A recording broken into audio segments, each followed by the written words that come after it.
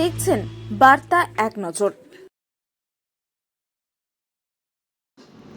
BJP শাসিত রাজ্যে বাঙালিকে বাংলাদেশি দাগিয়ে অত্যাচারের বিরুদ্ধে আসানসোলে বাংলার পক্ষের বিরাট মিছিল।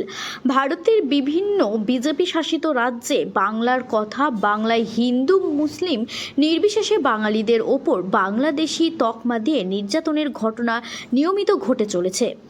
ডিটেনশন ক্যাম্পে ঢুকিয়ে চলছে অকথ্য অত্যাচার।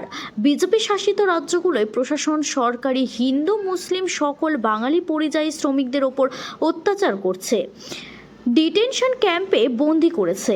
হিন্দু মুসলিম নির্বিশেষে বাঙালি আজ হারিয়ে মার খেয়ে রাজ্যে ফিরছে, অথচ আসানসোল শিল্পাঞ্চল সহ সমগ্র বাংলা জুড়ে সব কাজ বহিরাগতদের দখলে। বাংলায় সমস্ত শিল্পাঞ্চল ও শহরাঞ্চলের কোটি কোটি কাজ বহিরাগতদের দখলে। আসানসোল, বারাবণী, জামুরিয়া, কুলটি, রানীগঞ্জ সহ বাংলার সব শহর দখল হয়ে যাচ্ছে ক্রমশ।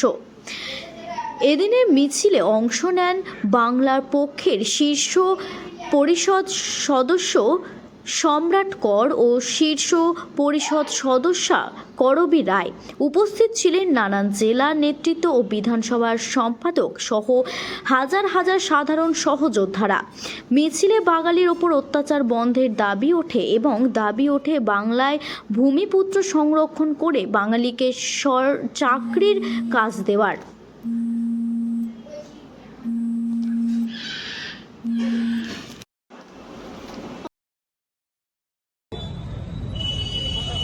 কখনো সুজন সরকার মুর্শিদাবাদে, তাকে যখন জিজ্ঞেস করা হয়েছে তার রাজ্য কি বলেছে পশ্চিমবঙ্গ, তারপরে জিজ্ঞেস করেছে ভারতীয় না বাংলাদেশি, বলেছে ভারতীয়। তারপরে জিজ্ঞেস করেছে হিন্দু না মুসলিম, বলেছে হিন্দু। তারপরে বলেছে প্যান্ট খুলে দেখা, যখন প্যান্টটা খুলতেছে ইতস্তত করেছে তখন প্যান্ট টেনে নিয়েছে। তারপরে প্যান্ট খুলে যা খুঁজছিল তা খুঁজে পায়নি, তাই জন্য আরো পিটিয়ে বলে হনুমান চালিসা বলতে পারেনি, তারপরে পিটিয়েছে ওইভাবে, তাই না? এই রাস্তার দুই পারে যত মন্দির আছে সেখানে কিন্তু মা মনসার, মা চণ্ডীর, মা দুর্গার, মা কালীর আওয়াজ চলতে হবে, স্পষ্ট কথা। যে কারণেও বলতে পারেনি,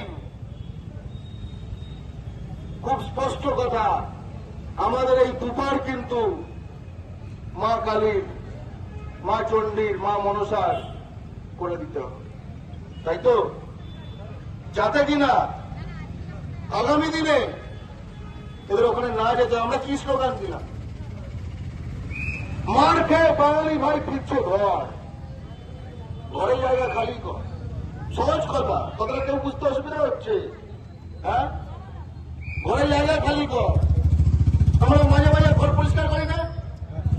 আমার ঘর খুব অগোছালো, মাঝে মাঝে আমি পরিষ্কার করি, যেগুলো আমাদের কোনো কাজে লাগে না। বলুন, থাকলে অনেক রোগ হয়, দেখবে ঘরে এরকম রেখে দিলে ছারপোকা আসে, টিকটিকি, আরশোলা, নানা রকম ইঁদুর, সেগুলো ঘরটা পরিষ্কার করলে মাঝে মাঝে পরিষ্কার করতে হয়। মা কি বলে? মা বলে অগোচরে রাখবি না। কেন মা বলে? মা বলে মাঝে মাঝে পরিষ্কার করো। আমরা মায়ের কথা শুনতে ভুলে গেছি। আমাদের সমস্যা হচ্ছে আমরা মায়ের কথা শুনতে ভুলে গেছি। আমরা দিল্লির কথা শুনছি, আমরা দিল্লির কথা শুনছি, আমরা মায়ের কথা শুনতে ভুলে গেছি। মায়ের কথা শোনো, ঘরে জায়গা খালি করো, কারণ মা খেতে আমাদের সন্ধ্যা থেকে মায়ের কোলেতে বসতে হবে, তাই না? যারা বসে, তারা কিন্তু কোলে বসে নেই, তারা মায়ের কোলে বসে নেই, তারা মায়ের কোল খালি করতে চায়।